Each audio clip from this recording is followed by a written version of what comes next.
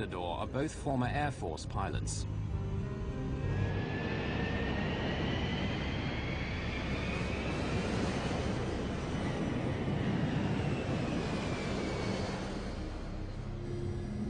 Haruki Ikegami is seated in 26K, the seat occupied by the bomber earlier on the first leg of Flight 434 from Manila to Cebu. Several passengers in this cabin are co-workers, traveling with a Japanese tour group, including Keisuke Aoki and Masaharu Mochizuki. After takeoff, everything seemed normal. We were flying at 10,000 meters. I was reading a magazine, then the meal was served. After eating, I went to sleep. 31-year-old Yukihiko Usui stayed up all night on the last day of his trip, and he's ready to nap after breakfast. He's sitting in row 27, one row behind the seat vacated by the bomber 4 hours earlier. Ladies and gentlemen, this is your captain speaking. It's a beautiful day in Tokyo, sunny and 26 degrees. I expect we'll be landing at Narita Airport in 2 hours' time. 2 hours into the flight, PAL 434 is cruising on autopilot 10,000 meters above Minami Daito Island, southern Japan. To ease the pilot's workload, the autopilot remains on throughout the flight, keeping the aircraft on a constant heading at altitude.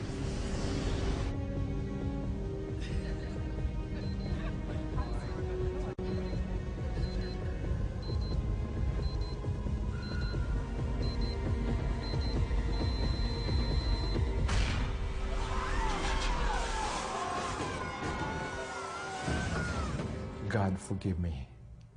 That was my inner thought, you know. God forgive me. I think I'm going to die now. Then after that, I have to do what I had to do. Oh, I've lost control. I have control. Dex, check the pressurization loss. Be prepared. Checking QRH for... Although the autopilot instantly corrects the aircraft bank to the right, the effect of the blast is far from over. There was a loud bang which woke me up. I could feel the plane expanding from the pressure. I saw smoke as well as debris falling like powder. Ladies and gentlemen, please stay in your seat. The injured people were trying to get away from the area where the bomb was.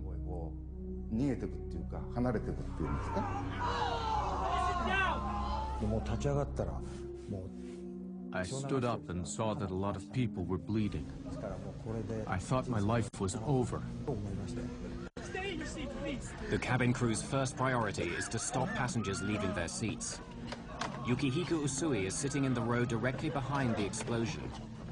Both his legs are badly wounded.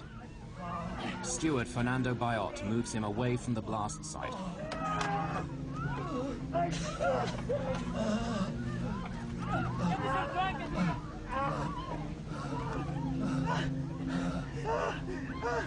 Please sit down and fasten your seatbelt. Bayot now turns his attention to Haruki Ikegami. He has been swallowed by the smoking hole where seat 26K used to be. I saw this man, only his head and his arms were peering out of the hole, so I tried to pull him out. After the struggle to lift him out, Bayot realizes that part of the lower half of Ikegami's body is missing.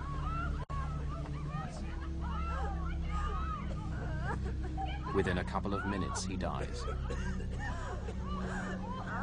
The cabin crew do not want Ikegami's death to panic passengers, so they pretend to minister to him. Bayot then reports to the captain. Oh, Captain. Okay. Keep the passengers calm. Make sure they stay in their seats. There's been an explosion in row 26. One dead and several injured, and the cabin's full of smoke. There's a hole in the floor. Go inspect the damage, Dex. Yes, sir. Reyes' first concern is that the blast could make a hole in the aircraft's skin. This would lead to sudden depressurization in the cabin and necessitate an emergency descent.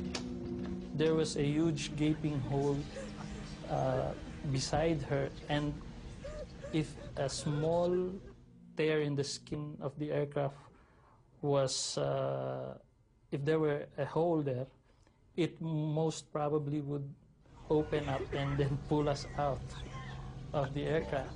When I saw that there was no damage to the outer skin, I went up and reported to the captain. Well, we assumed that the pressurization system would hold.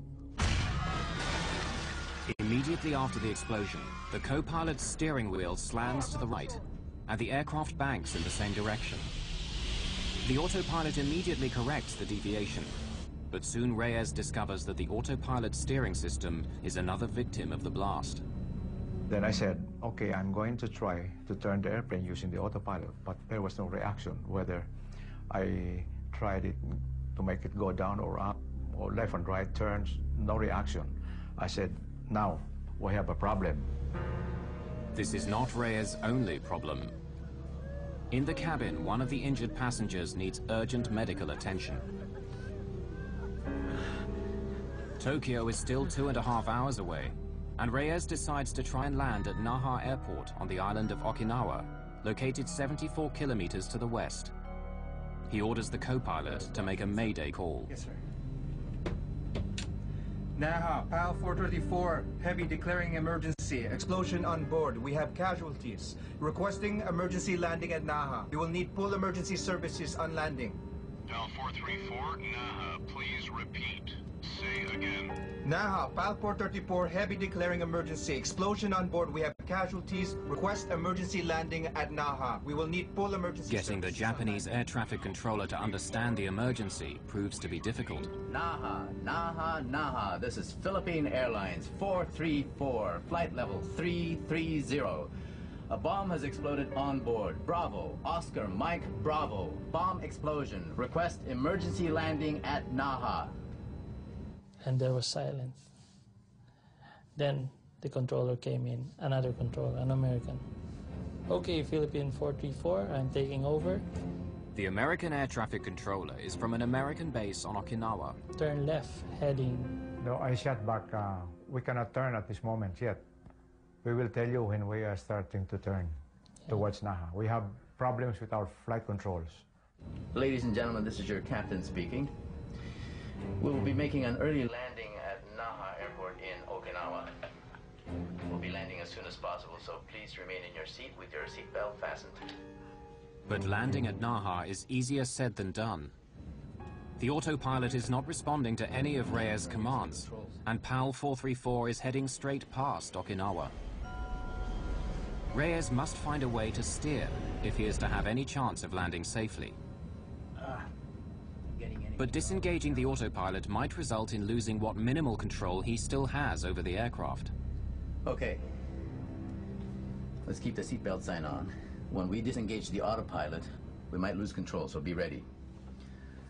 Since the autopilot won't react to any inputs that I make, I was scared if I disengage the autopilot, the aircraft might make a sudden bang to the right that we might not be able to control. At a count of 3, I'll disengage. 1, 2, 3.